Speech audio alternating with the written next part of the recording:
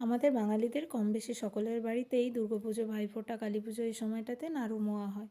আমরাও আজ চিড়ের মোয়া বানাচ্ছি। হ্যালো বন্ধুরা, এভরিডে আনফিল্টার চ্যানেলে আবারও একটি নতুন ভিডিওতে আপনাদের সবাইকে জানাই স্বাগত। চলো দিদিভাই তাহলে শুরু করা যাক। চিড়ের মোয়া বানানোর জন্য এখানে আমি বেশ খানিকটা চিড়ে নিয়ে নিয়েছি, সেটাকে একটা শুকনো কড়াইতে ভেজে নেব। চিড়েটা ঠিকঠাক ভাজা হয়েছে কিনা দেখার জন্য হাতে নিয়ে দেখতে হবে এটা গুঁড়ো হচ্ছে কিনা। যদি গুঁড়ো হয়ে যায় মানে চিড়েটা পারফেক্ট ভাজা হয়ে গেছে। এবার গ্যাস অফ করে নামিয়ে দিতে হবে। এবার আবার কড়াই বসিয়ে কড়াই গরম হয়ে গেলে চিড়ের পরিমাণ মতন গুড় দিতে হবে, গুড়টা জাল করার জন্য। আমি এখানে 250 মতন চিড়ে নিয়েছি, সেই অনুযায়ী 100 গ্রাম থেকে 150 গ্রামের মতন গুড় দিলেই হয়ে যাবে ঠিকঠাক। গুড়ে সামান্য জল মিশিয়ে দিতে হবে।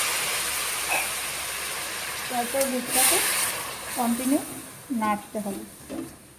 গুড়টা ছেড়ে গেলে এটা ফোটার জন্য বেশ কিছুক্ষণ রেখে দিতে হবে গুড়ের পরিপক্ক পাক আসার জন্য। গুড়টা যখন নাড়তে নাড়তে উপরে এরকম ছানা মতন চলে আসবে, মানে গুড়টা আস্তে আস্তে পাক খাওয়া চলে এসছে।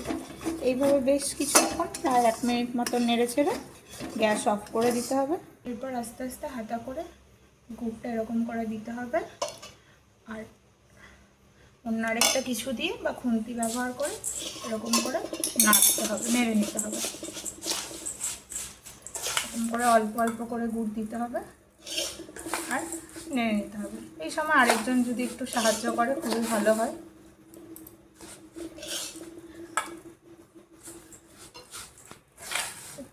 চিড়েটা ঠিকঠাক মাখো মাখো হলে গুড়ে বুঝতে পেরে যাবেন যে আর গুড় দেওয়ার প্রয়োজন নেই।